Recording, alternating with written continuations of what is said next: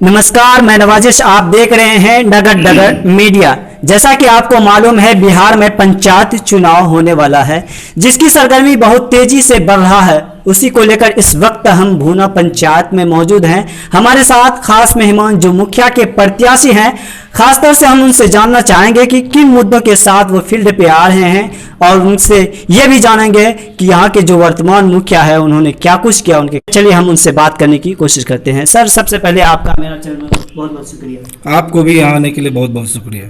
Sir, मैं आपसे ये जानना चाहूँगा कि आप जो मुखिया प्रत्याशी के रूप में उभर रहे हैं, तो लोगों के बीच आप जो जाएंगे किन मुद्दों के साथ, क्या मुद्दे रहेंगे आपके? एक्चुअली हमारे 3 मुद्दे हैं। Basically we have 3 issues that we are going to resolve. पहला है मेरा शिक्षा, दूसरा है सुरक्षा और तीसरा है स्वास्थ्य। क्योंकि बहुत सारे वादे हो गए, रोड, नाले, जल, नल, ये सब बेसिक एमिनिटीज़ है। गवर्नमेंट इस चीज़ को पूरी करने की पूरी कोशिश कर रही है। भले ही हमारे मुखिया प्रत्याशी या जो भी यहाँ के वार्ड सदस्य जो भी मेंबर हैं, वो इस चीज़ को ज़मीन पे ना ला पा रहे हैं। लेकिन अब ग्लोबलाइजेशन का ज़माना है, अब इससे हमको ऊपर उठ के बात करनी होगी। जो हमारे युवा हैं उनको बेसिक ट्रेनिंग्स की सुविधा कैसे मिलेगी, जो हमारे रूरल लिविंग्स पीपल्स हैं उनको अच्छी स्वास्थ्य की सेवाएं कैसे मिले, उस पर ध्यान देना है। तीसरा है सुरक्षा। जिस तरह कि आपको पता होगा, दिन ब दिन हमारे समाज में जो इश्यूज आ रहे हैं, आज चोरी की हो रही है, कल नशे की हो रही है, अलग अलग मुद्दे हैं, तो उस चीज़ को मॉनिटरिंग करने के लिए सुरक्षा के लिए भी हमारा मेन मुद्दा है। सर, मैं आपसे ये जानना, आपने जो वादा किए, ये क्या धरातल पे ये सब पूरे काम होंगे या सिर्फ वादे? नहीं, वादे मैं मोदी की तरफ कोई ऐसा वादा नहीं करने जा रहा हूँ कि जैसे कि 15 लाख रुपया लौटा दूंगा, ये वादे नहीं है। जो बेसिक नीड्स हैं, जो सारी चीज़ें हैं, ये हमारे पोस्टर्स पे लिखी हुई हैं। बेसिकली हमारी ज़िंदगी पूरी पढ़ने में ही बीत गई है।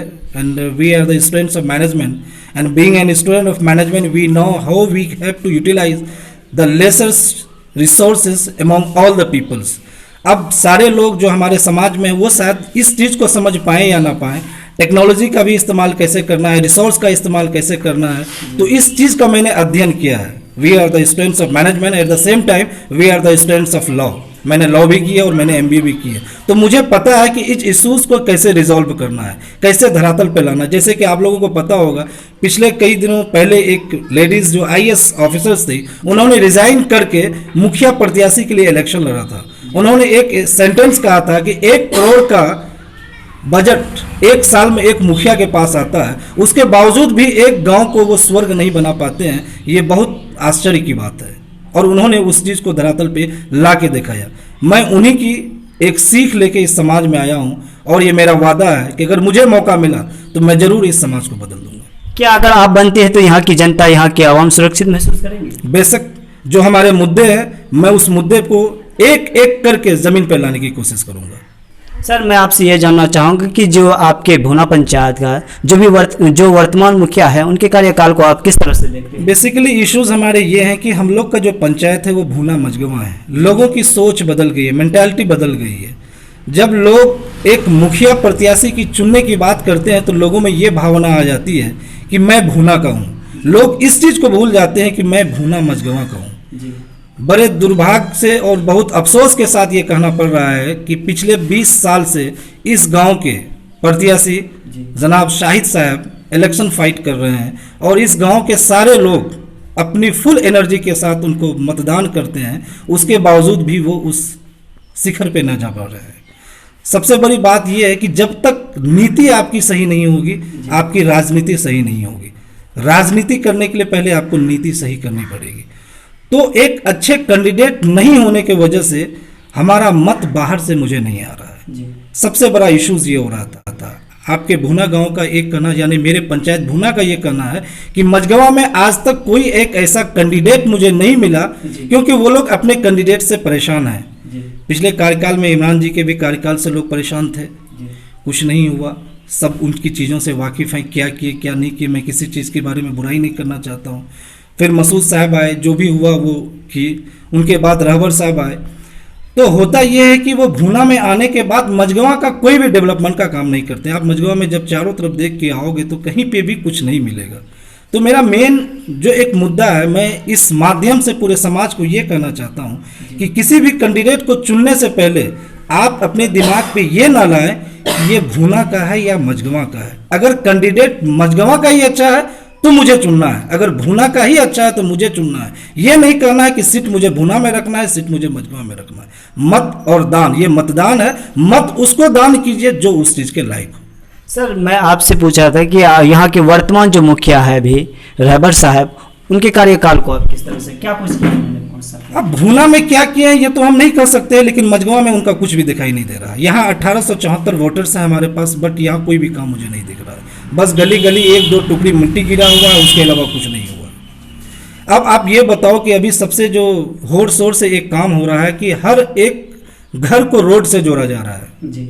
जो ब्लॉक्स, ईंट के ब्लॉक से जब जोड़ा जा रहा है, आप इस पूरे गांव को घूमोगे तो कहीं पे भी नहीं मिलेगा, नहीं दिया गया। सर मैं आपसे ये जानना चाहूँगी, आप एक प्रत्याशी के रूप में उभरे हैं, अगर यहाँ की आवाम, यहाँ की जनता अगर आपको मौका देता है तो सबसे पहले आपकी क्या प्राथमिकता रहेगी, क्या काम? हम तो स्वामी विवेकानंद का एक कोटेशन से इस चीज़ को कहते हैं कि उन्होंने एक कोटेशन कहा है कि rise awake and stop not till the goal is reached. जब दास प्रथा शुरू हुई थी तो लोगों को गुलाम बना के रखा जाता था, और स्वामी विवेकानंद उस चीज़ को खत्म करने के लिए बहुत कोशिश की।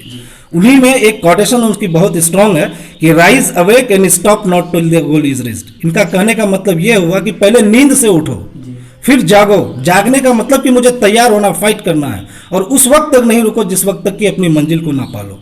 हमारे इस समाज की बात, मैं मजगवा की बात करता हूँ, यहाँ की आवाम हमारे प्रतिनिधि से परेशान है और वो गूंगा और बहरा हो गए हैं। कहा जाता है कि एक हैंडीकैप आदमी वो नहीं होता है जिसके पास पैर नहीं होता है। एक हैंडीकैप आदमी, एक अपाहिज आदमी वो होता है जो अपने नज़र के सामने बुराई देख रहा है फिर भी वो नहीं बोल पा रहा है, जो जुल्म देख रहा है फिर भी सह रहा है, वो हैंडीकैप सबसे बड़ा है। तो इस चीज़ में मेरा समाज सबसे आगे है। उनके नज़र के सामने सारी चीज़ें हैं, क्या है क्या नहीं है, लेकिन वो घर से बाहर नहीं निकल पा रहे हैं। उनके पास मजबूरी है कि आज अगर हम सहरोज के साथ खड़े हो जाते हैं तो कल किसी केस में इन्वॉल्व हो जाएंगे।